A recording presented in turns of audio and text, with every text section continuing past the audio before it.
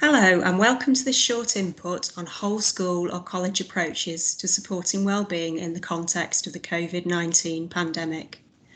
This is part of the rollout of the nationally developed Wellbeing for Education Return package, a series of training and resources intended to support education staff to promote the wellbeing and resilience of children and young people and the wider school community to aid recovery in light of the pandemic.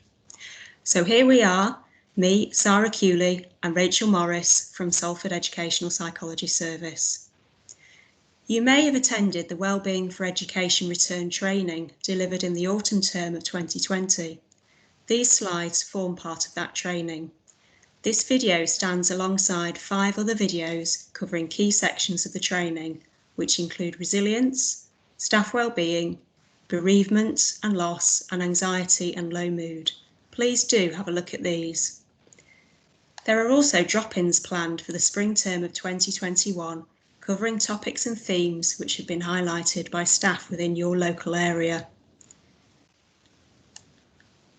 As we know, schools and colleges have had to offer support both directly and remotely and continue to do so, for example, in response to the most recent national lockdown, but also in the event of bubble closures. The principles introduced in this series of bite-sized webinars apply in both contexts. The focus of this webinar is to introduce 2 key frameworks to inform a whole school or college approach to supporting recovery, fostering connection and building resilience across school or college communities in response to the COVID-19 pandemic. These are the 5 principles of recovery and 5 R's. So, onto this slide. This shows how pandemics can affect learning, and it is supported by evidence in literature and recent research.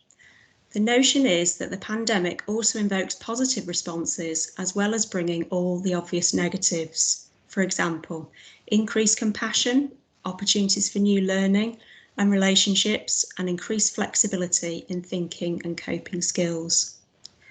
The important idea here is that we see both the positive and negative poles of the pandemic, using this to build strength and resilience, be prepared for, and if possible, avoiding the traps that adversity brings, while also seizing opportunities for growth.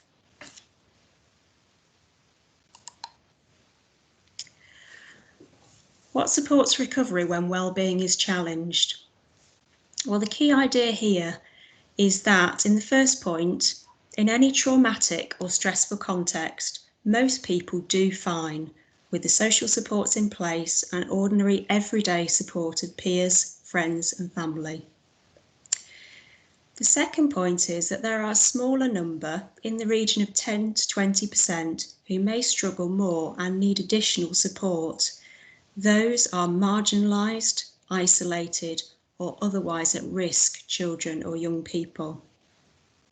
We know, for example, that some children, young people, school or college provides them with an important protective role when other aspects of their lives, such as their home or family circumstances, might be difficult. And for them, there is added importance of school and college communities and wider community and peer networks. Included in those networks might be friends, mentors, teachers, community workers, sports clubs, and so forth. They can all be vital emotional wellbeing and resilience lifelines. And we know from extensive research how protective in the longer term even one solid good relationship with a teacher or similar figure can be for influencing outcomes of vulnerable children or young people. The third point here is to say that the approaches in this webinar are built around the whole school or college, for example, drawing upon the 5 principles of recovery. These will be talked about in more detail next, and they are intended to support resilience, enhance well-being, and keep all alert to those who need more. Now, Rachel, over to you. Thank you. So the 5 principles of recovery represent key elements, all with equal value, of a whole school or college approach to supporting wellbeing and recovery. The principles apply across all ages and are therefore relevant for staff, pupils, parents and carers alike. The 5 key principles are based upon the psychological models of resilience, post-traumatic growth and recovery, so thinking about how we learn from difficult times like COVID-19 and how we find new ways of coping, and also are related to positive psychology, so thinking about how having a positive and hopeful approach to problems and challenges based on strong relationships and support can build resilience as challenges are met and overcome. The 5 key principles are also linked to the evidence base, which identifies the connection between social and emotional learning and attainment. So over the next few slides, we'll have a brief look at each of the 5 key principles in turn. And as we do so, it will be helpful to have a think about how these principles are currently supported or could be supported or enabled within your setting. So the first of these principles is about putting emotional well-being first for everyone. So explicitly showing everyone in your community your focus on well-being. And this, of course, has to also include staff well-being.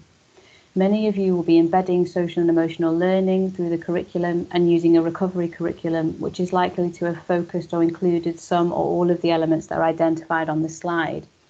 Attendees at the Wellbeing for Education Return webinars identified a range of different ways in which this key principle is supported within their setting, including, for example, using emotion coaching as a way to connect, contain and empathise with children and young people, incorporating mindfulness as part of the school or college day, and providing opportunities for emotional expression through a range of creative and physical activities. And all that good practice is underpinned by key components of good listening and relationship building, which we know is the foundation of supporting emotional regulation and well-being. So what we want to achieve through a focus on emotional well-being is enabling children and young people's minds to remain integrated and open for learning and growth. There are lots of resources to support this key principle, including mindfulness sessions that can be downloaded, resources from the Mentally Healthy Schools Toolkit, and other bespoke ideas such as keeping a wellbeing journal to help children and young people and perhaps adults to reflect on their mental health and well-being at this time. The next principle is reaffirming the school or setting strengths and core values. So this is about connecting as a team with what it is that sits at the heart of what you do and unites you as a team. By reaffirming the strengths and values of an organisation, this supports a sense of connectedness and of collective efficacy. So that sense that we are in control and our actions matter and have an impact. Salford's Emotionally Friendly Settings, or EFS programme, could be used to support schools or colleges in identifying areas of strength and their core values. So there is a core values activity in the EFS manual. The EFS audits could also support you in identifying areas of strength and those areas perhaps that need further development within your setting. As a team, we've engaged in activities identifying the vision and values of our service. So we did that, for example, by each identifying 3 words that we wanted to reflect our service. And then we used an auto generator to create a graphic that represented this. So that's just an example of a short and engaging activity that pulled together people's ideas from across the team in terms of their vision and values. The third principle is around placing relationships at the front and centre. So in the Wellbeing for Education Return webinar, we introduced the term social scaffolding, and that's a term that's used to describe how effective support is realised through our relationships. So in organisations like schools and colleges, this means relationships horizontally between peer to peer, so for staff, for pupils and parents and carers, as well as vertically, meaning between the different levels of an organisation. So that, for example, might be between SLT and the wider teaching team. We can work towards this key principle through connecting as a staff team, which is quite difficult at the moment, but lots of schools have managed to develop virtual opportunities for staff connection. It would also include things like checking in with pupils regularly, so as a whole class or as a group, but also perhaps on an individual basis with those who may be more vulnerable. And prioritising the development of new relationships. So that might be children or young people or staff who have come to school or college for the first time, or who may be joining a class of new peers. The fourth principle is about reaffirming safety and routines. And this is grounded in well-established psychology, such as Maslow's hierarchy of need or models of resilience with risk and protective factors. We know that when people feel safe and protected, they're more able to engage with others and the world around them. And when both staff and pupils feel safe, they'll be better able to teach and more open to learning. A critical incident or trauma can shift our sense of normality and ignite a feeling that the world is unpredictable and unsafe. So by reconnecting with routine, a sense of safety is promoted. It's important alongside that to still provide a careful balance between routine together with opportunities for additional support, such as quiet time away where that's needed. It's important also that clear messages are provided to staff and pupils around what's in place within schools and colleges to keep everybody safe, because we know that clearly communicated messages promote a sense of containment and calm. This helps to avoid what's often referred to in the literature as the pressure cooker effect, where people can reaffirm with each other a sense of insecurity and reduced agency, which correlates with psychological distress. So just in the same way that we need to be mindful about the news that we watch and what we read on social media, we also need to be mindful of the messages that we're giving children, young people and each other, and to think about how we can manage and contain that message. Finally, the fifth principle is around acknowledging loss, bereavement and change. So although not everyone will have experienced a loss or bereavement, everybody at this time and throughout this pandemic has experienced significant change. And we know that when life changes, something is lost, even if that's simply an opportunity or a social connection.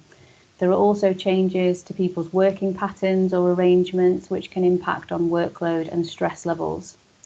So it's really important to acknowledge the feelings of loss, the feelings of change and possible bereavements that staff, children and young people and their families may have experienced, as well as the significant and ongoing changes in schools and the wider community, and how difficult this will have been and perhaps still is for many.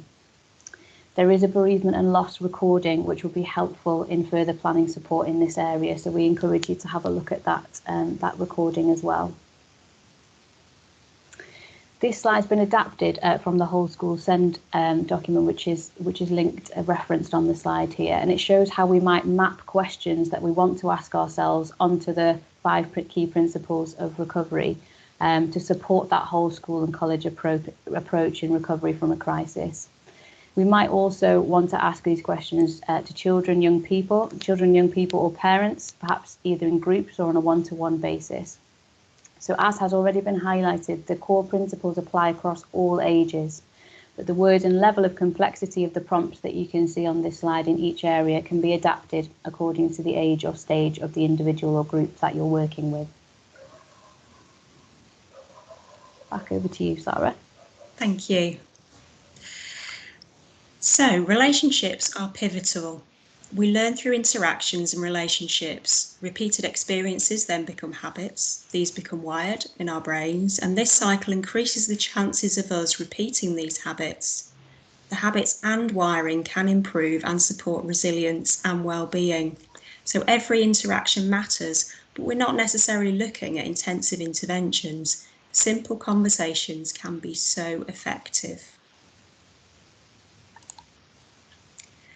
And on to our second model here, the 5 R's. The 5 R's capture reminders of actions, ways of helping that support recovery of well-being. This nurtures learning, growth, and therefore new resilience. Please use the 5 R's in whatever order the situation requires. I'm going to go through each of them in turn and explain a little bit more about them. Firstly, we've got relationships. And by that, we mean social scaffolding, putting relationships at the front and centre, reaching out to others for help. So we might identify a key adult, for example, and provide regular check-ins that develops a relationship. Secondly, recognition. Look for signs of distress. Those might be changes in mood, over-reliance on maladaptive coping strategies, emerging difficulties in relationships. It's all about noticing. Reflection. This is about supporting a child or young person to think about how and why they are finding things difficult and how they might respond. Check also that you are the right person to support by thinking about your own emotional well-being. Here, active listening is essential to understand other people. Listen very carefully, summarise, reflect back what you think you've heard, check that you have it right, defer judgment, and repeat with open questions. For example, is there anything else you want to talk about? Respond appropriately and beware about leaping into premature action. Be open to working out a collaborative plan with the child or young person. Regulation. Consider what support already exists within the organisation and support for the organisation. So, for example, that might be supervision, appraisal, line management, or support from other agencies, including those working in schools and colleges, such as educational psychologists, mental health teams, link teams, GPs, CAMS, adult mental health, social services, the list goes on. This will vary as well according to local resources. Lastly, in the 5 R's, resilience. Identify the positive coping strategies that help children and young people, because this will help them to do more of these positive things, which will develop their resilience in the face of adversity. So for any interaction taking place inside that school or college, the 5 R's provides a framework for remembering what we can do, but they don't necessarily have to go in this order.